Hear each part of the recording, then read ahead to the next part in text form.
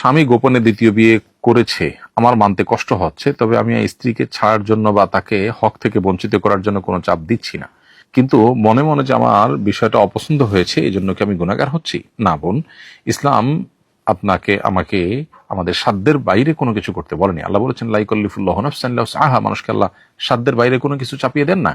আপনি একজন স্ত্রী হিসেবে আপনার স্বামী অন্য কোনো নারীকে বিয়ে করলে আপনার মধ্যে কষ্ট লাগা বা খারাপ লাগা কাজ করতে পারে। আপনি স্বামীকে একান্তে পেতে চাইবেন, সেখানে আরেকজন সেখানে এসে অংশীদার হবেন, সেটা আপনার কাছে ভালো নাও লাগতে পারে। এটাকে যদি আপনি অপছন্দ করেন, ঘৃণা করেন, ইসলামের সব ভালো লাগে এটা ছাড়া, তাহলে সেটা আপনার ইমান থেকে খারিজ হওয়ার মতো বিষয় হতে পারে। কিন্তু সেই পর্যায়ে যদি না যায়, বরং আপনি স্পেসিফিক আপনার স্বামী এটা করেছে সেটা আপনার কষ্টের কারণ হচ্ছে, তখন আপনার কোনো গুনাহ হবে না। বরং আপনি যে সবর করছেন, আপনি যে আপনার স্বামীর এই বিয়ের পরও আপনি বলছেন যে তার হক অর্থাৎ দ্বিতীয় স্ত্রীর হক যেন নষ্ট না হয় সেদিকে আপনি খেয়াল রাখছেন, এর কারণে আপনি আল্লাহর কাছে আজর পাবেন, বিনিময় পাবেন। দুনিয়া খুবই সংক্ষিপ্ত বোন, দেখতে দেখতে দুনিয়ার জীবন কিন্তু পার হয়ে যায়।